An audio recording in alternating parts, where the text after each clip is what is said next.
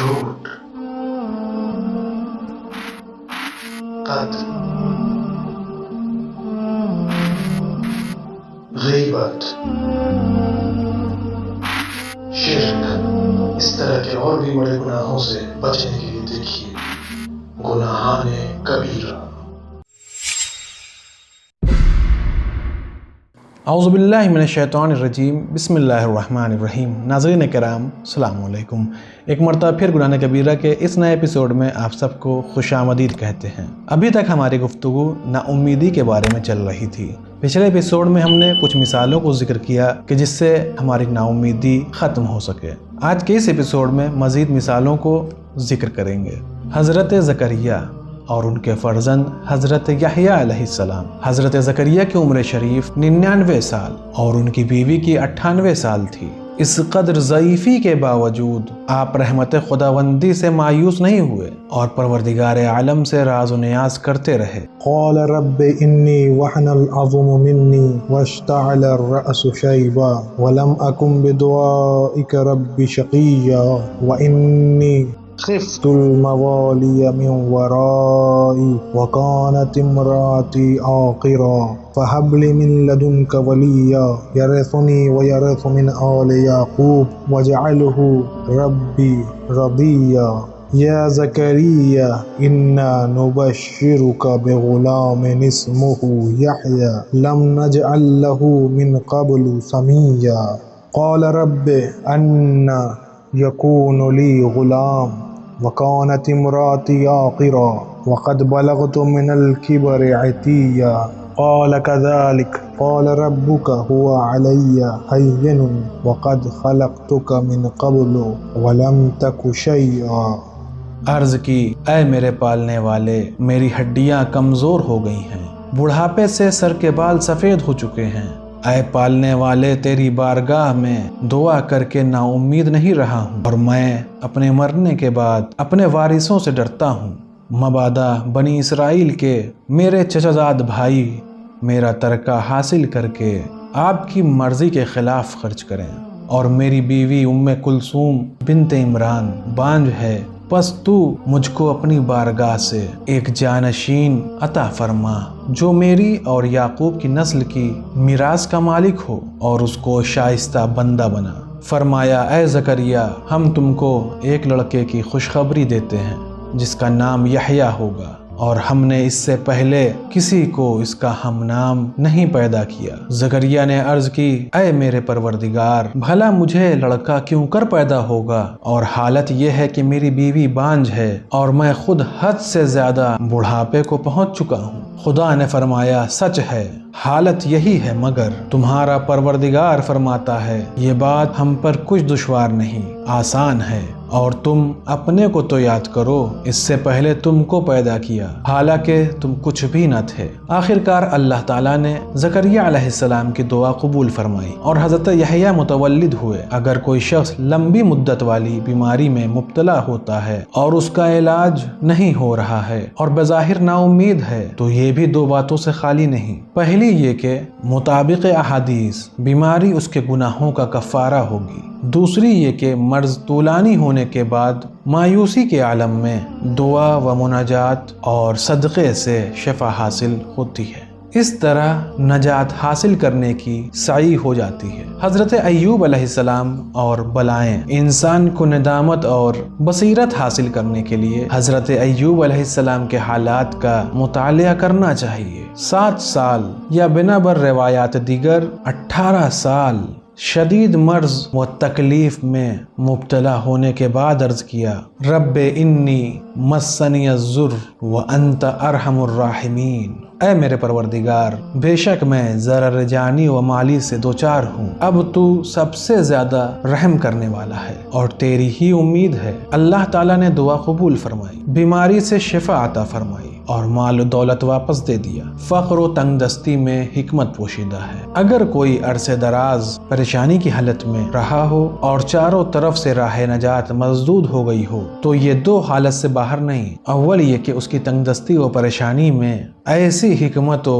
مصلحت پوشیدہ ہوتی ہے کہ اگر ابتدا سے وہ خود آگاہ ہوتا تو اسی فقیری کو اختیار کرتا اور اس پریشانی کو خندہ پیشانی سے قبول کر لیتا اور خوشحال رہتا۔ دوم یہ کہ جو لوگ صبح کا وقت نہایت فقیری اور بے توانی میں گزار لیتے ہیں وہ شام کے وقت انتہائی آرام و آسائش سے بے نیاز ہو جاتے ہیں۔ خالی ہاتھ میں دولت۔ نمونے کے طور پر ایک عجیب و غریب کہانی کتاب فرج بعد شدہ سے یہاں نقل کی جاتی ہے۔ وہ یہ کہ ایک بڑا تاجر کہتا ہے کہ میں حج کے سفر میں تھا، میرے ساتھ 3000 دینار سونے اور جواہرات کی تھیلی تھی جسے میں اپنے کمربند میں باندھے ہوئے تھا۔ ایک مقام پر رفع حاجت کے لیے کمربند کھول کر بیٹھا تو وہیں تھیلی گر گئی۔ وہاں سے آگے کئی میل دور جانے کے بعد مجھے یاد آیا، لیکن واپسی ممکن نہ تھی چونکہ میرے پاس مال و دولت بے کثرت تھی، اس لیے میں چندہ متاثر نہیں ہوا۔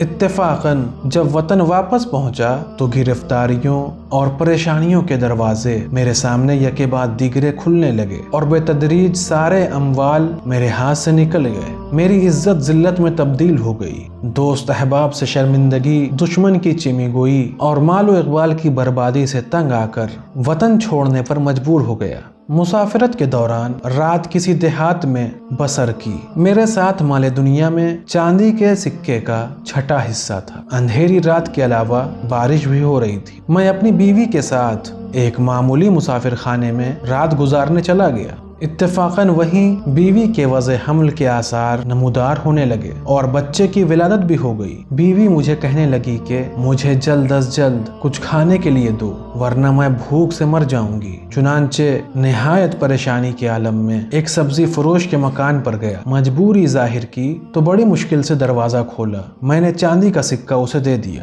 اس نے تھوڑا سا دہی اور گھی پھیکرے کے برتن میں مجھے لا کر دیا۔ یہ لے کر جب مسافر خانے کے نزدیک پہنچا تو میرے پاؤں پھسل گئے اور میں گر پڑا۔ پھیکرے کا برتن ٹوٹ گیا اور جو کچھ اس میں تھا وہ گر گیا۔ اس وقت میرے صبر کا پیمانہ چھلک گیا، زندگی سے جی بھر گیا۔ دونوں ہاتھوں سے اپنے رخساروں پر تماچے مارنے لگا اور بے اختیار بلند آواز سے رونا شروع کر دیا۔ سامنے ہی بلند و بالا شاندار مکان تھا۔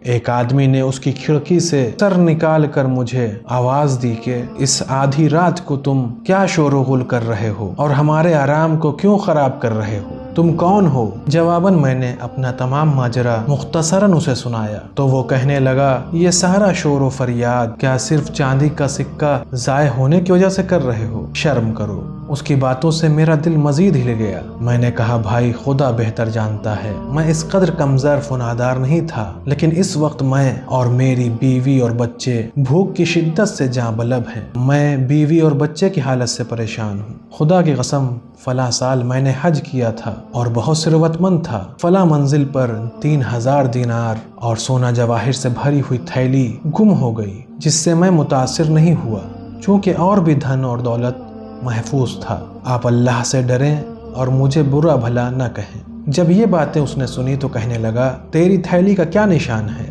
مجھے رونا آیا۔ مجھے آپ اس موقع پر یہ کیوں پوچھ رہے ہیں؟ وہ گھر سے باہر آیا اور کہنے لگا، جب تک تھیلی کا نشان نہ بتاؤ گے میں تمہیں نہیں چھوڑوں گا۔ بس میں نے اس کی نشانیاں بتائیں تو میرا ہاتھ پکڑ کر وہ اپنے گھر لے گیا اور کہا، تیری بیوی اور بچے کہاں ہیں؟ میں نے پتہ بتایا۔ اس نے اپنے غلام کو حکم دیا کہ جا کر انہیں لے آئے۔ چنانچہ غلام گیا اور لے آیا اور اپنے حرم سرا میں جگہ دی اور دیگر ضروریات فراہم کر دیں۔ جب صبح نمودار ہوئی تو کہنے لگا کہ اپنی بیوی کے صحت یاب ہونے تک تم یہیں رہو۔ 10 دن تک مہمان کی طرح پذیرائی کرتا رہا اور روزانہ 10-20 دینار بھی دیتا رہا۔ میں ان سب باتوں سے متعجب ہوا کہ آخر اس قدر نوازش کیوں؟ پھر اس نے سوال کیا، تمہارا کیا کاروبار ہے؟ میں نے کہا، تجارت پیشہ ہوں اور اس فن میں مہارت رکھتا ہوں۔ میزبان نے کہا، میں تم کو سرمایہ فراہم کرتا ہوں، تم شراکت پر خرید و فروخت شروع کرو۔ پھر 200 دینار مجھے دیے اور میں نے کاروبار شروع کر دیا۔ کچھ مدت بعد جتنا فائدہ حاصل ہوا تھا اس کے سامنے پیش کیا۔ وہ دوسرے کمرے میں گیا اور ایک تھیلی لے آیا۔ یہ وہی تھیلی تھی جو سفر حج میں کھو گئی تھی۔ اسے دیکھ کر بے حد خوشی و حیرانی ہوئی۔ یہاں تک کہ میں بے ہوش ہو گیا۔ جب ہوش آیا تو میں نے کہا اللہ اللہ اللہ، یہ وہی تھیلی ہے جو سفر حج میں گم ہو گئی تھی۔ میں نے اللہ تعالیٰ کا شکر ادا کیا اور اجازت لے کر اپنے وطن لوٹ آیا۔ اس سے دوبارہ رحمت کے دروازے کھلنے لگے اور عیش و عشرت کی زندگی بسر ہونے لگی۔ عسیٰ ان تکرہوا شیئا وہو خیر لکم وعسیٰ ان تحبوا شیئا وہو شر لکم، اور عجب نہیں کہ تم کسی چیز کو ناپسند کرو حالانکہ وہ تمہارے حق میں بہتر ہو، اور عجب نہیں کہ تم کسی چیز کو پسند کرو حالانکہ وہ تمہارے حق میں بری ہو۔ سیجعل اللہ بعد عسر یسرا، خدا ان قریب ہی تنگی کے بعد فراخ عطا کرے گا۔ آج کے اس ایپیسوڈ میں بس اتنا ہی، انشاءاللہ اگلے ایپیسوڈ میں پھر ملاقات ہوگی۔ تب تک کے لیے شکریہ، خدا حافظ۔ سدرۃ المنتہیٰ۔